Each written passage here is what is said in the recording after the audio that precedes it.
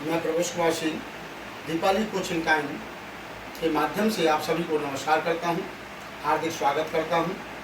कल तक आपने अर्थालंकार के भेद में उपमा अलंकार, रूपक अलंकार और परीक्षा अलंकार, इन तीनों के बारे में आपने जान लिया, इनके उदाहरण स्पष्टीकरण के साथ। आज मैं आपको इसी का अगला भाग है, उपमा अलंकार हो गया, रूपक अलंकार हो गया, मानवीकरण अलंकार। मानवीकरण देखिए बच्चा, 5 नंबर अतिशयोक्ति। अतिशयोक्ति अलंकार, मानवीकरण अलंकार। आज हम चलेंगे मानवीकरण अलंकार से कि मानवीकरण अलंकार क्या होता है। मानवीकरण का मतलब जो मानव जैसा, यानी प्रकृति द्वारा बनाई हुई किसी वस्तु में मानव जैसी क्रियाएं या मानव जैसा रूप देख लेना ही मानवीकरण अलंकार होता है। फॉर एग्जाम्पल, मेघ आए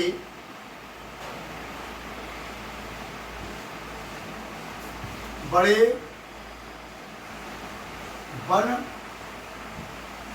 धन सवर की।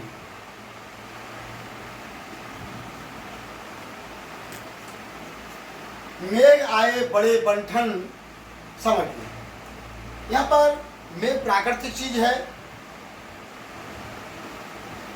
मेघ, और यह बंठन संवर के जैसे इंसान है, कहीं जाता है तो बनता है, तैयार होता है, ठनता है, संवरता है। तो यहाँ पर मेघों में जो प्रकृति चीज है, प्राकृतिक यानी ईश्वर द्वारा बनाई हुई चीज है, मेघों में कभी भी बढ़ना, ठनना, संवरना का रूप देख लिया गया है। आगे आगे नाचती गाती बयार चली। आगे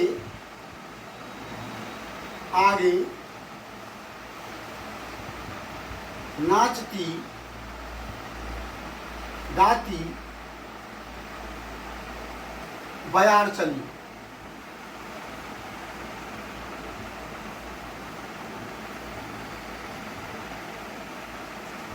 आगे आगे नाचती गाती बयार, बयार माने हवा, बयार मीन्स होता है हवा। जैसे नाचने गाने का काम किन का है? पुरुषों का, महिलाओं का, लड़कियों का। वो नाचते हैं किसी उत्सव पर या समारोह पर या त्योहार पर। लेकिन मेघों के आने में हवा चलना आरंभ हो जाती है। तो यहाँ पर प्रकृति चीज है हवा, तो प्राकृतिक चीज हवा को नाचना गाना बता दिया। जैसे नाचने गाने का काम तो स्त्री पुरुष करते हैं, लड़के बच्चे करते हैं, लेकिन यहाँ पर बता दिया कवि ने कि आगे आगे नाचती गाती प्यार चली। मेघ जब आ रहे हैं बड़े बंठन के, सज करके, सबर करके, तैयार होकर के, तो उनके सम्मान में, मेघों के सम्मान में आगे आगे खुशी में नाचते हुए गाते हुए हवा चल रही है।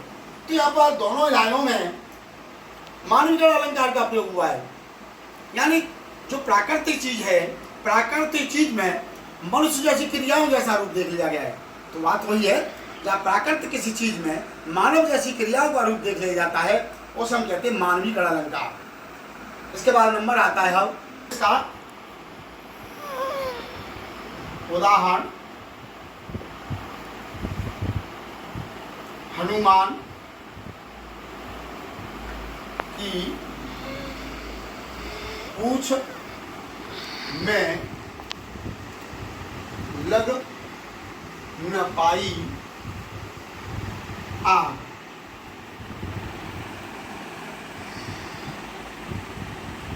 लंका सारी जल गई, गए निशाचर भाग। यहाँ बताया गया है, हनुमान की पूंछ में लग न पाई आग, लंका सारी जल गई, गए निशाचर भाग। जब हनुमान जी राम की पत्नी सीता की खबर लेने के लिए लंका में गई, तो लंका में उन्होंने बंधक बना लिया, बंदी बना लिया, और उनकी पूंछ से तेल से भिगा करके कपड़ा बांध दिया। तो यहाँ कवि ने बताया है उस समय पर हनुमान जी की पूंछ में आग लगा दी गई, लेकिन यहाँ पर बताया हनुमान की पूंछ में आग भी नहीं लग पाई और आग लगने से पहले लंका भी पूरी जल गई और निशाचर माने राक्षस, और राक्षस भी लंका को छोड़ करके भाग गए। क्या ये संभव था? यानी बात को इतना बढ़ा दिया गया है कि उनकी पूंछ में आग भी नहीं लग पाई, लंका भी पूरी जल गई और राक्षस भी लंका को छोड़ करके भाग गई। अतिशयोक्ति कर देना, बात को बढ़ा चढ़ा करके कर देना है, अतिशयोक्ति होती है, इसलिए अतिशयोक्ति अलंकार। तो यहाँ पर हुआ। अब आपने अर्थालंकार के पांचों भेद पढ़ लिए, उपालंकार, रूपक अलंकार, उत्प्रेक्षालंकार, मानविक अलंकार, अतिशयोक्त अलंकार। थोड़ा शॉर्टकट के माध्यम से फिर मैं बता दे रहा हूँ। उपालंकार का मतलब ये होता है किसी वस्तु की किसी दूसरी वस्तु से तुलना कर देना, तुलना करना या समानता करना।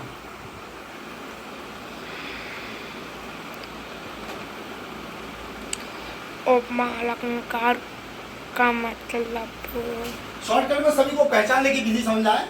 उपमा का मतलब होता है किसी दूसरी वस्तु से किसी दूसरी वस्तु की तुलना कर देना, समानता कर देना, बराबरी कर देना। रूपक का मतलब ये होता है किसी, जैसे आपको बताया, चरण कमल बंदो हरिलाई, जाकी कृपा पंगु गले लंगे, अंधे को सब को दरसाई, बहरो सुने गूंग पुर सोले, बहरो सुने गूंग पुर बोले, रंग चले सिर छत्र धराई। यानी किसी में अभेद आरोप कर दिया जाए, किसी उपमेय में उपान का अभेद आरोप कर दिया जाए।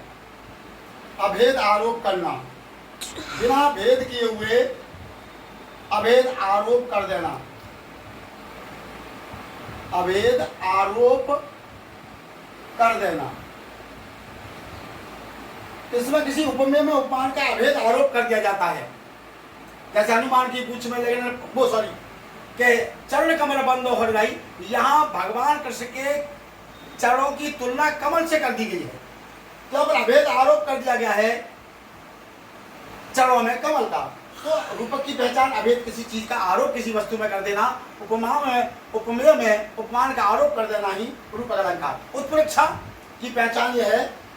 और दूसरा इसमें शब्द भी आते हैं रूपक में, सम, सम शब्द आता है, सम शब्द का आना, ये पहचान हो जाती है। तो उत्प्रेक्षा में पहचान है मन, मानो, जनु, जानो और मनहु।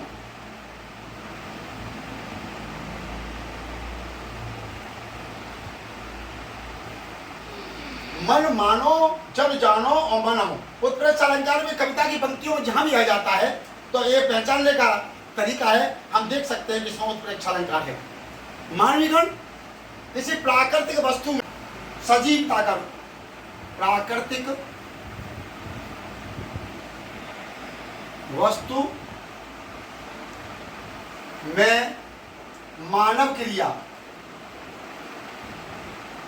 मानव जैसी क्रिया,